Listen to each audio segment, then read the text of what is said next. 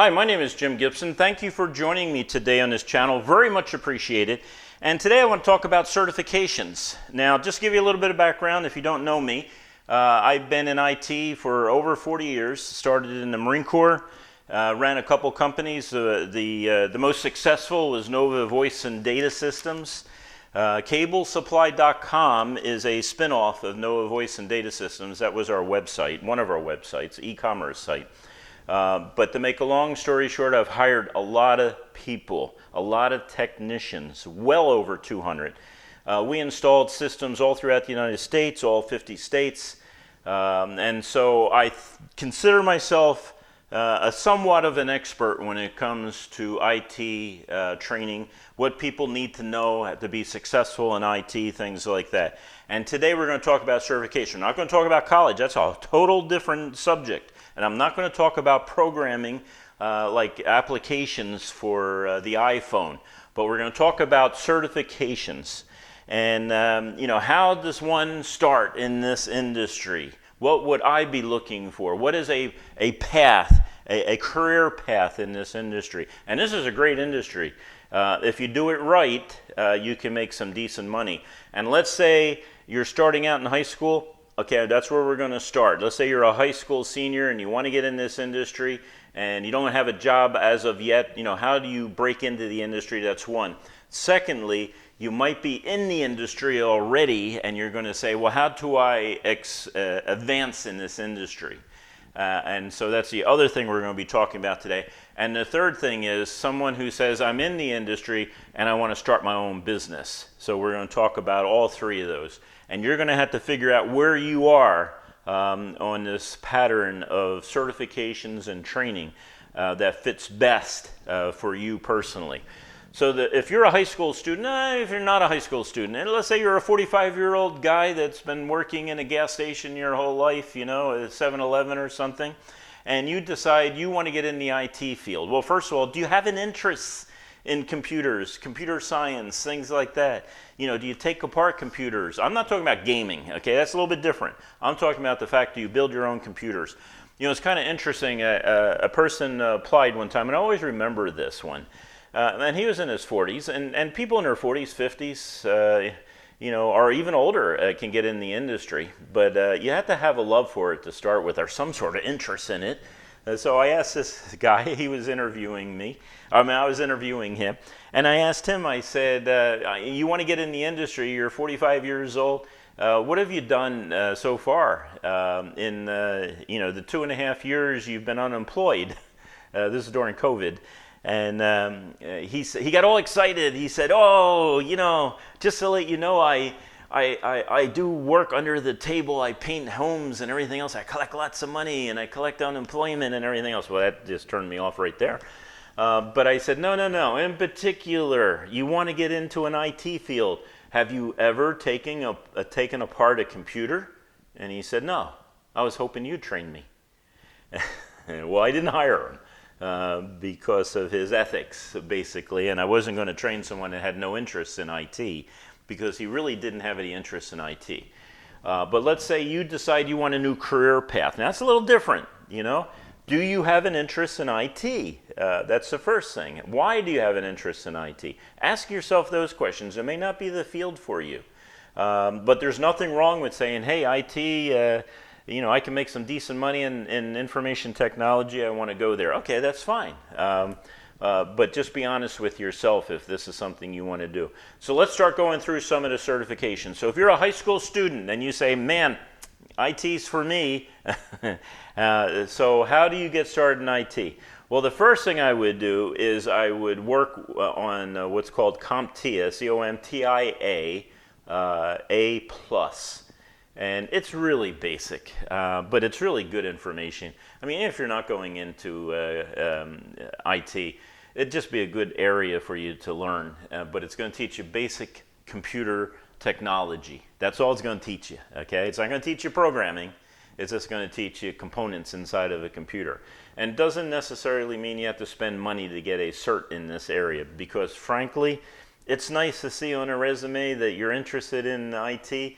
But in reality, that certification I don't think is going to get you a job. Maybe it get you a help desk job, I don't know. But in my company, it wouldn't get you a job. It would just spark my interest that you actually have the discipline to learn something in IT, and you're showing you're interested in IT.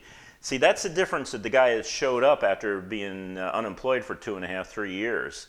He didn't do anything in those 2.5, 3 years. So it was a hard sell on his part to tell me that he was interested in IT.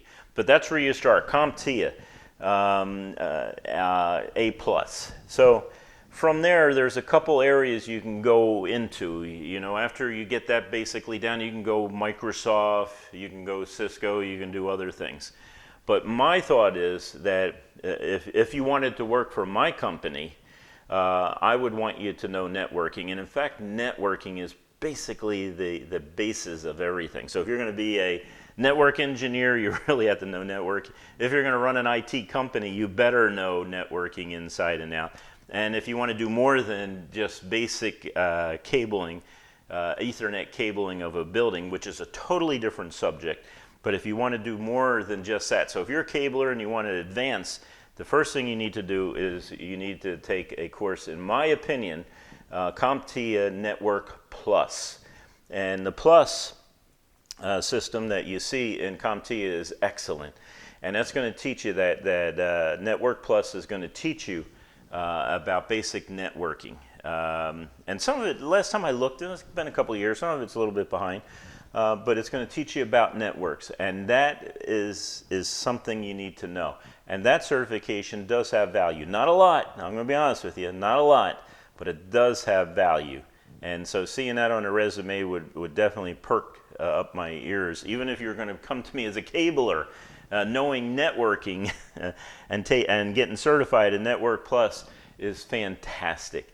That would really help you, even if you wanted to start out with cable. And you know something? This is great. If you're a cabler, learn Network Plus. If you have Network Plus, learn voice and data cabling. Actually, just learn data cabling at this point. After you get that, then once you understand basic stuff in networking, then go for your Ccna, Cisco Certified Network Administrator. Now, a lot of stuff when it comes to manufacturers, they're teaching about their equipment and how to program their equipment.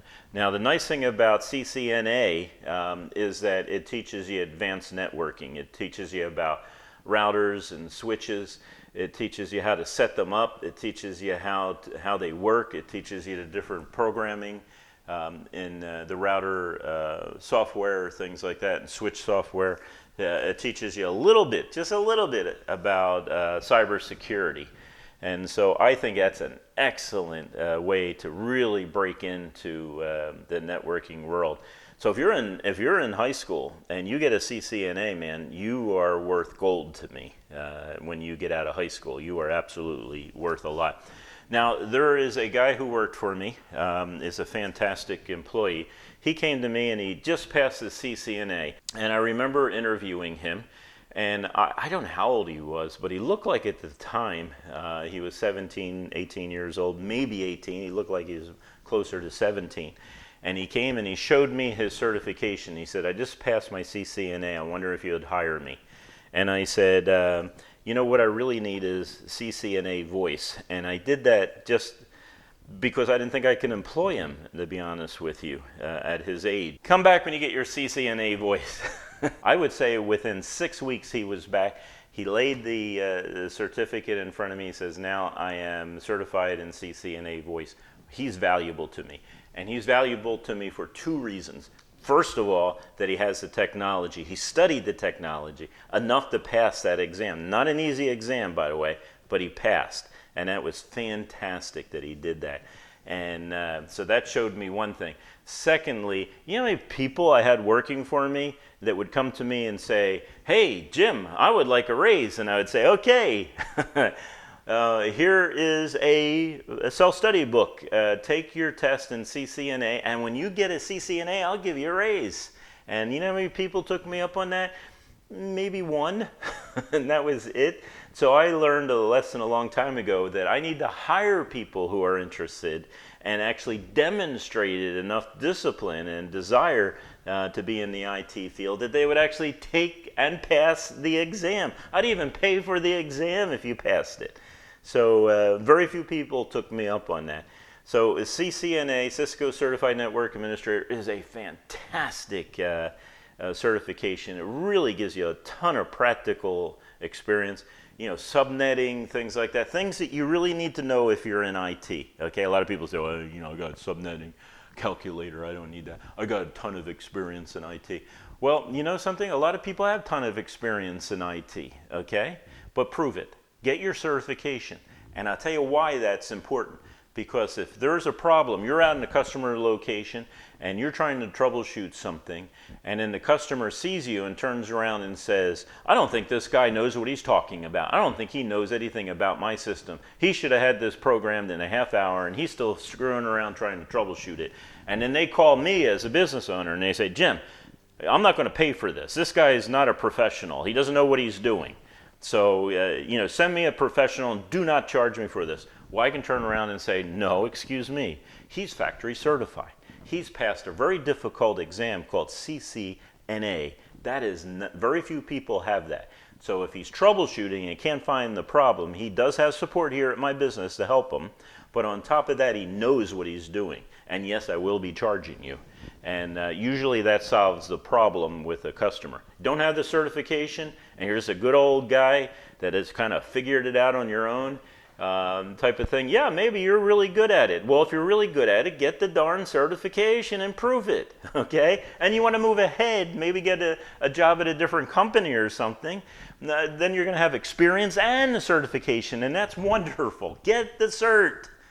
Stop sitting there saying it's not worth anything. I hear so many technicians say that.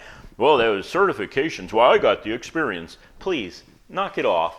If you got the experience, then go get the test and pass it. It's no big deal. What are you afraid of, okay? Afraid of failure? You know how many tests I've failed, and yet I went back and got the certification? That's life. You fail at things, and you try again. So anyway, I'm getting excited in this because I've had this conversation with a lot of employees who thought that they had this all locked down, but they were afraid to go get their certification. The next is, once you get the CCNA, I mean, you get to sit on that. That's fine. Learn more about Cisco. Learn more about that product. Learn more about some of the other products that are along the networking line. You can just stay right there. I wouldn't advise it, but you can just stay right there. Now, also, there's two other fields that I would say, if you want to move on from just CCNA, try these other two fields. How about cloud? Cloud, yeah, that's really the future.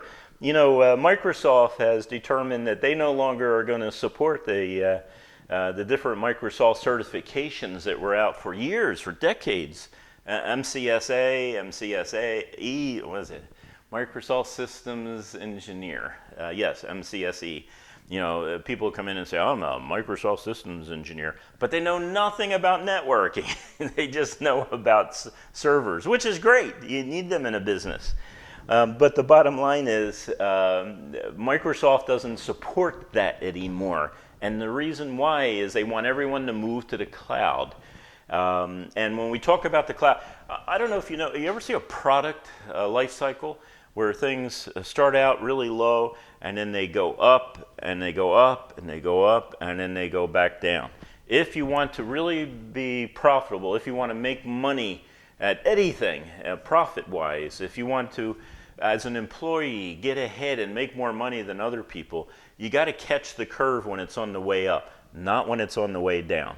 So the curve, the product life cycle curve is very important.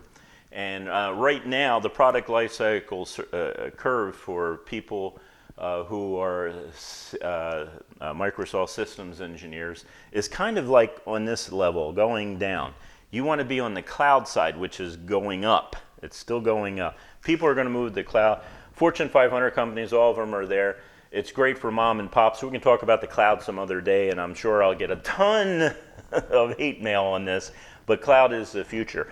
So it's either going to be AWS or Azure or one of the others. But learn the cloud. Get your certification in the cloud. That's all online, man. You don't have to buy a piece of equipment used equipment to learn how to program a switch or things like that. You can do everything online, and you can do it with a book. I'm always reading. And that's another thing. If you want to be a business owner, you better know this stuff too, and you better have your certifications. Don't sit there and give out advice for other people to get certifications, and you kind of sit back and drink your coffee and stare out the window. Get your certifications. If you're preaching it, then live it. So, and you better be just as good, if not ahead of all your employees. You better learn about the cloud before you're asking them to learn about the cloud. By the way, this is not simple stuff. But it's also at the same time fun. Just to show you my training, how I do it. When I do these certifications, I go through the book and I highlight things and everything else, and I read it really quick. Go through the whole book. Then I do some video on it. There's a lot of free videos out there, by the way, you can get on YouTube. And you just do it. Stop wasting your time sitting around just watching TV and different things at night. It's boring. It's never going to get you anywhere. You got to get certified.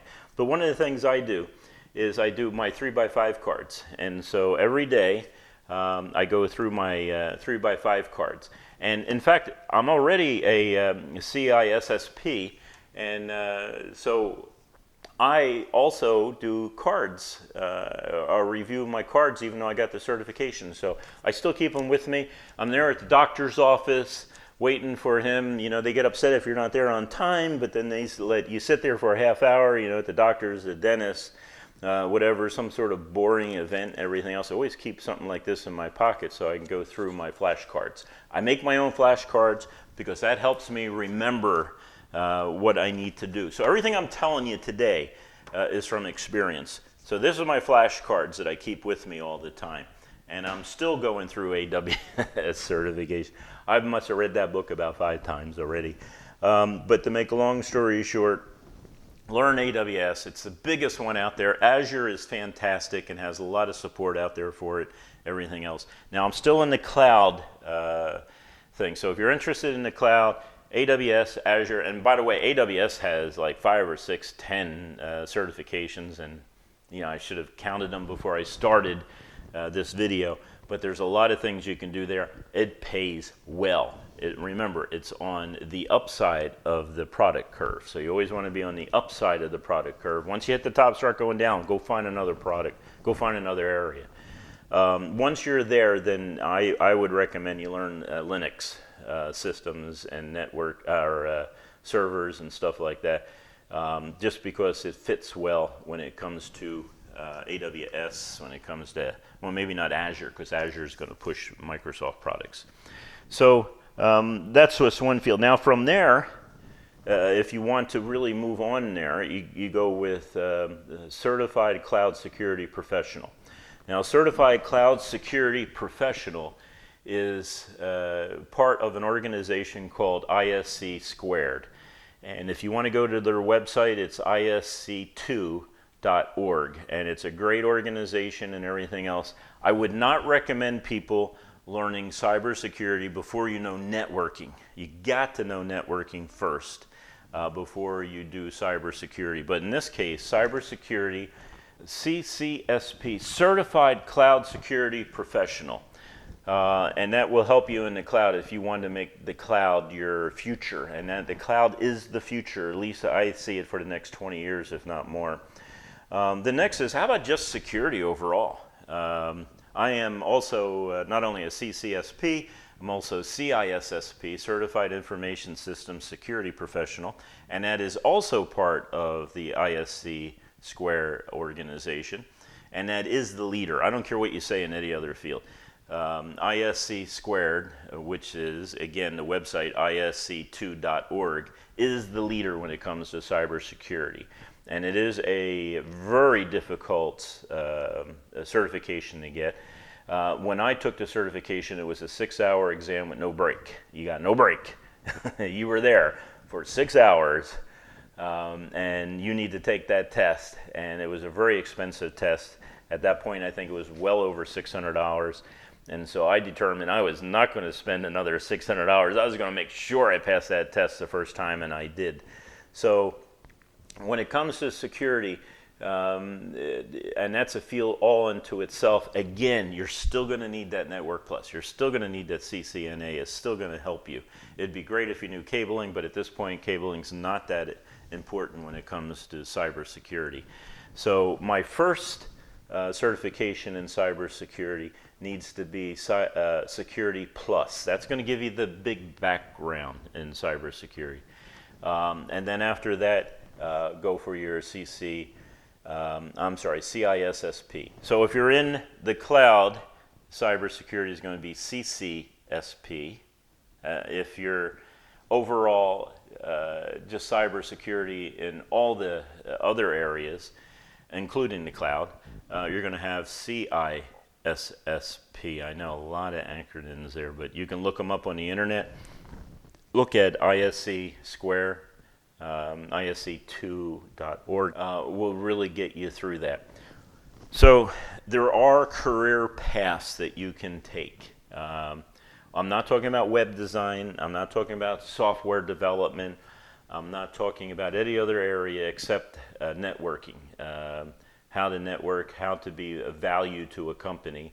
Remember, you may not think profits are important, but profits are what pay your salary.